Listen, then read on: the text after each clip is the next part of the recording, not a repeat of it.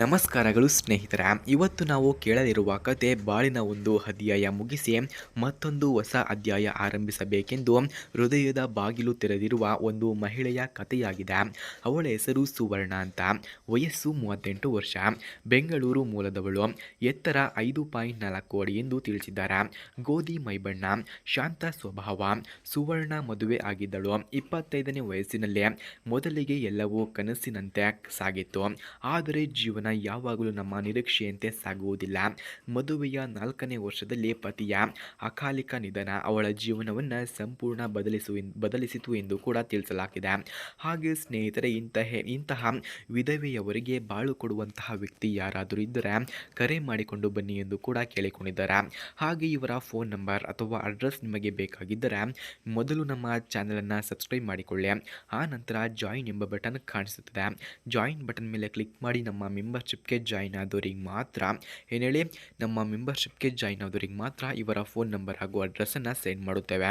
ಹಾಗೆ ಸ್ನೇಹಿತರೆ, ಇವರು ಮಗುವಿಲ್ಲದ ಕಾರಣ ಪತಿಯಿಲ್ಲದ ಬದುಕು ಅವಳಿಗೆ ಇನ್ನಷ್ಟು ಒಂಟಿತನವನ್ನು ತಂದಿತ್ತು. ಬಂಧುಗಳು, ನೆರೆಹೊರೆಯವರು ಎಲ್ಲರೂ ಸಹಾನುಭೂತಿ ತೋರಿದರು. ಆದರೆ ರಾತ್ರಿ ಬಂದು ಬಾಗಿಲು ಮುಚ್ಚಿದಾಗ ಆ ಮನೆಯಲ್ಲಿದ್ದದ್ದು ಕೇವಲ ನಿಶ್ಶಬ್ದ ಹಾಗೂ ಹೃದಯದ ಒಳಗಿನ ನೋವು ಅಷ್ಟೇ ಎಂದು ತಿಳಿಸಿದ್ದಾರೆ.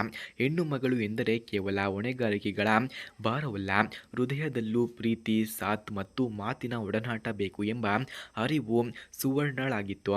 ಹಾಗೆ ಅವಳ ಕಾಲ ತಾನೊಬ್ಬಳೇ ಬದುಕಿದಳು. ಕೆಲಸ ಮಾಡಿಕೊಂಡಳು, ಕುಟುಂಬವನ್ನು ನೋಡಿಕೊಂಡಳು. ಆದರೆ ಮನದಾಳದಲ್ಲಿ ಇನ್ನೂ ಒಂದು ಆಸೆ ಇದೆ ಎಂದು ಕೂಡ ತಿಳಿಸಿದ್ದಾರೆ. ಯಾರಾದರೂ ಬಂದು ಮತ್ತೆ ಕೈ ಹಿಡಿದು ಬದುಕಿನ ಹಾದಿಯಲ್ಲಿ ಜೊತೆ ನಡೆಯುವಂತೆ ಯಾರಾದರೂ ಇದ್ದರೆ ಕರೆ ಮಾಡಿಕೊಂಡು ಬನ್ನಿ ಎಂದು ತಿಳಿಸಿದ್ದಾರೆ. ಹಾಗೆ ಸ್ನೇಹಿತರೆ, ಸುವರ್ಣಳ ಪ್ರೀತಿಯ ನಿರೀಕ್ಷೆ ಆಕೆಯ ಜೀವನದ ಅನುಭವಗಳಿಂದಲೇ ಬಂದದ್ದು.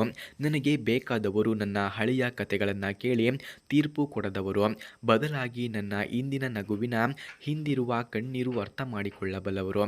ಅವಳ ಹೃದಯದ ಮಾತುಗಳನ್ನು ಮೃದುವಾದರೂ ಗಟ್ಟಿಯಾಗಿವೆ ಎಂದು ತಿಳಿಸುವವರು ಬೇಕು ಎಂದು ಕೇಳಿಕೊಂಡಿದ್ದಾರೆ. ಹಾಗೆ ಅವಳು ಬಯಸುವಂತಹ ಸಂಗಾತಿ ಈ ರೀತಿ ಇರಬೇಕಂತೆ: ಪ್ರಾಮಾಣಿಕ, ಹೃದಯ ಬಾಗಿಲು ತೆರೆದು ಮಾತನಾಡುವವನು, 40ರಿಂದ 50 ವಯಸ್ಸಿನಲ್ಲಿ ಇರುವವನು, ಜೀವನದ ಏರಿಳಿತಗಳನ್ನು ಅನುಭವಿಸಿದವನು. ಆರ್ಥಿಕ ಸ್ಥಿತಿ ಅವಳಿಗೆ ಮುಖ್ಯವಲ್ಲ, ಆದರೆ ಹೃದಯದಲ್ಲಿ ಪ್ರೀತಿ ತುಂಬಿರಬೇಕು ಅಷ್ಟೇ ಎಂದು ಕೇಳಿಕೊಂಡಿದ್ದಾರೆ.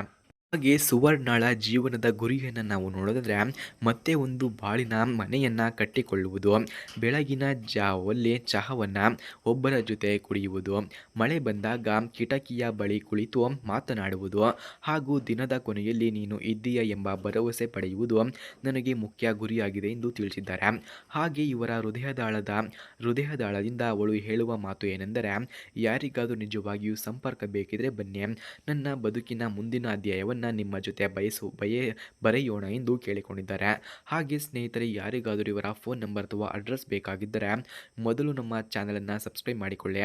ಆ ನಂತರ ಜಾಯಿನ್ ಎಂಬ ಬಟನ್ ಕಾಣಿಸುತ್ತದೆ.